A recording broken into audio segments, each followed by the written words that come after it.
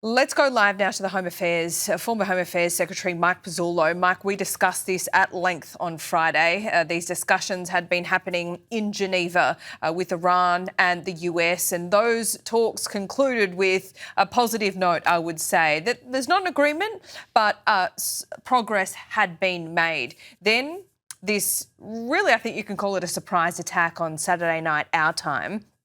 But we discussed all the options on Friday as to what the US could do. They have gone for the highest risk, highest reward strategy here. Good morning, Laura. Indeed they have. On Friday, we talked about two key factors here. One is the window. It's very hard for the reasons that we discussed on Friday, which I won't go back over, to keep your forces at this operating tempo because they've got to be ready to strike on the President's command, and that heightens the readiness posture. Very hard to sustain that. So the window was probably closing, and then combined with the President deciding in the end to go for the higher of those options we talked about. We spoke about a strike that looked more like last year's strike, quite selective, going into particular facilities to maybe disrupt their ballistic missile production capability, for instance, or what remains of their nuclear program after the centrifuges were destroyed last year. Or they could work their way up to a scale of targets that included the sorts of targets that your previous guest, Jonathan Conricus, mentioned, which are really the political targets, the ministries, the security forces, their headquarters, their bunkers, where they make decisions. And that was spectacularly demonstrated, I guess, by hitting the Ayatollah's own compound, both his command compound and his residential compound, that resulted in his death. So they've gone for the higher of the two options that we discussed on Friday. Let's talk about the rules-based order. Perhaps it's a little bit early to get into this conversation, but I mean, the UN has proven itself to be quite impotent when it comes to this escalating crisis. Donald Trump, despite telling the American people that it was America first, he didn't want to get into any prolonged wars. And look, this might not be a prolonged war. Has he changed the way that he approaches the Middle East? Has he changed the way he approaches what he wants to do in the global order of things? And does the rules-based order even matter at this point? Well, as we've discussed a number of times recently, including in the wake of Prime Minister Carney's speech at Davos, that touched on the issues that you've just laid out. I think Trump 2.0, or the second Trump administration, is actually very different from the first Trump administration. I think the President feels that he's got a limited period of time with the congressional midterms coming, and then obviously handing off, as he would see it, to a Republican successor. And on that, and we'll come back to this, I think, in future weeks and months, there's a very clear difference between what a Vance presidency would look like and a Rubio presidency, just to take those two examples. I think the President's decided to reset the board. You and I have talked previously about resetting the board so that he knows that his principal challenger, if you will, or the principal adversary in great power dynamics is China.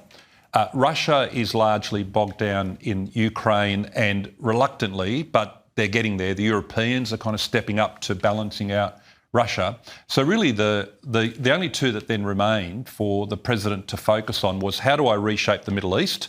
And to do that, I've got to cut out the cancer that is the Islamic Republic of Iran. Not necessarily by way of ground troops. In fact, I think the President...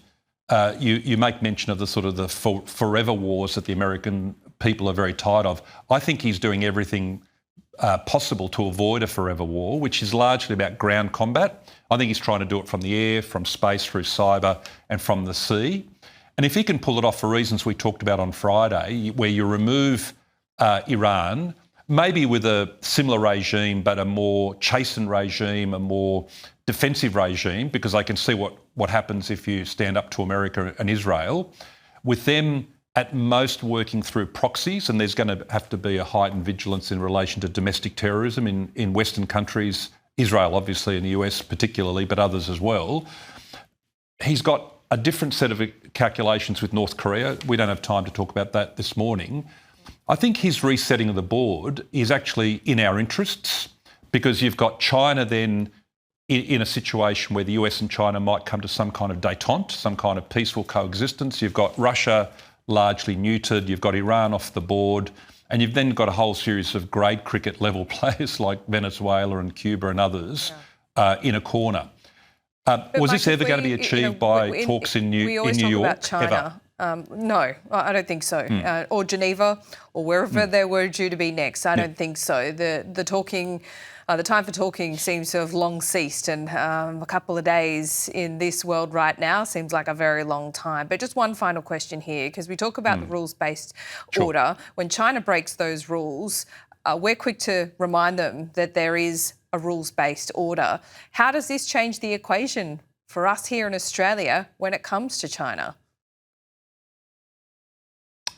Well, I think for reasons we talked about when Mr. Carney made his speech, I think the rules-based order is largely a fiction.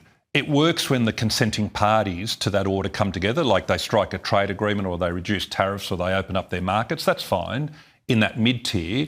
But what we're talking about, Laura, is great power politics. That has not been changed at all with the advent of the United Nations in 1945. It did nothing, for instance, to moderate the Cold War. It did nothing in the end to see the fall of the Soviet Union. That was American power and American deterrence staring down the Soviets, and obviously they, over time, through their structural weakness, collapsed.